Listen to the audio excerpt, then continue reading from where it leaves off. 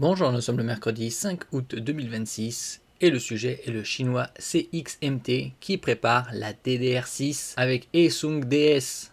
Le packaging mémoire change d'échelle avec la production par panneau. On a vu au cours de ces 10 derniers mois, ça va bientôt faire un an, c'était à partir de fin septembre 2025, une envolée spectaculaire des prix de la DRAM, DDR5, DDR4 et même DDR3 par la suite. Alors que la DDR6 n'est pas encore arrivée sur le marché grand public, les fabricants de mémoire préparent déjà les infrastructures nécessaires pour sa production.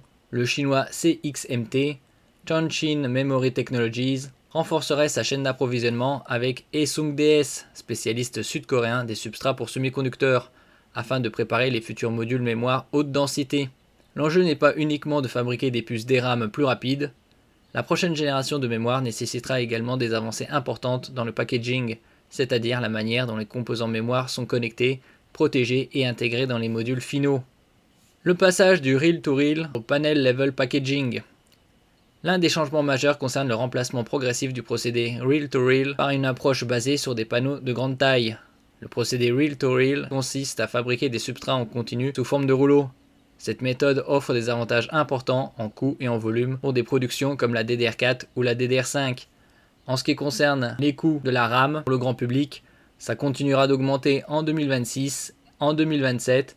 2028, c'est encore incertain, il pourrait y avoir une stabilisation. Certains spécialistes parlent de 2030, voire jusqu'à 2035, qu'il y aurait encore des problèmes d'approvisionnement pour le grand public puisque tout serait vampirisé par la demande des data centers AI. Samsung DS utilise notamment ce type de technologie pour certains substrats mémoire. Cependant, les futures générations comme la DDR6 demandent des substrats plus complexes avec davantage de couches, une densité de connexion supérieure et des tolérances de fabrication plus strictes. Le packaging par panneau permettrait d'obtenir une meilleure efficacité pour ces architectures plus complexes en traitant de grandes surfaces simultanément, à l'image de ce qui existe déjà certains segments avancés packaging des semi-conducteurs.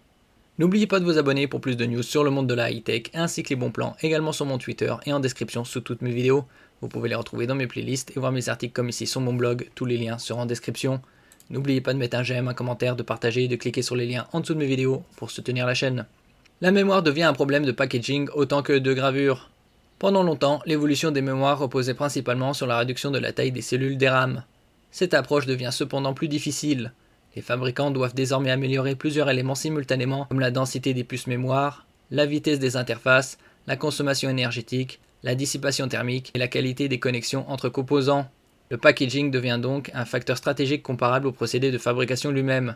Cette tendance est déjà visible avec la HBM, High Bandwidth Memory, mémoire à haute bande passante, utilisée dans les accélérateurs IA. Les performances exceptionnelles de ces mémoires ne viennent pas uniquement des puces DRAM empilées, mais aussi des technologies d'intégration avancées permettant de relier plusieurs couches avec une bande passante extrêmement élevée. CXMT cherche à réduire son retard face à Samsung et SK hynix, les deux sud-coréens. Le mouvement de CXMT est également stratégique sur le plan géopolitique. Le marché mondial de la DRAM reste dominé par Samsung, SK hynix et Micron. Micron est américain. À eux trois, ils représentent 90% du marché, qui dispose d'une avance importante dans les procédés de fabrication et technologies mémoire avancées. CXMT tente depuis plusieurs années de développer une alternative chinoise capable de réduire la dépendance du pays aux fournisseurs étrangers. L'entreprise augmente progressivement ses capacités de production et cherche maintenant à préparer les technologies qui suivront la DDR5. L'intégration de fournisseurs spécialisés comme Samsung DS montre que la compétition ne se joue plus uniquement sur la fabrication des puces DRAM, mais sur l'ensemble de l'écosystème industriel. La DDR6 sera conçue pour l'ère de l'intelligence artificielle. La DDR6 devrait arriver dans un contexte très différent de celui des générations précédentes. La demande en mémoire explose avec les serveurs IA, les centres de données et les nouvelles architectures informatiques. Même les ordinateurs personnels pourraient bénéficier d'une augmentation importante de la bande passante mémoire pour les applications d'intelligence artificielle locale. Cependant, produire plus de mémoire ne suffit plus. Les fabricants doivent également résoudre les problèmes de rendement, de coût et de consommation énergétique.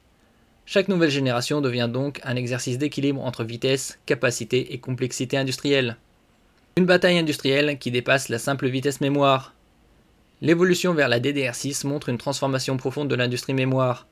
La prochaine compétition ne portera pas seulement sur celui qui fabriquera des RAM la plus rapide, elle opposera les entreprises capables de maîtriser toute la chaîne de conception des cellules mémoire, la fabrication des wafers, le packaging avancé, les substrats haute précision, la production en volume. avec CXMT, prépare déjà ses fournisseurs Samsung ou SK Hynix qui investissent massivement dans la mémoire IA, la bataille de la prochaine décennie pourrait se jouer autant dans les usines de packaging que dans les fabs de semi-conducteurs. Merci pour votre écoute et à la prochaine.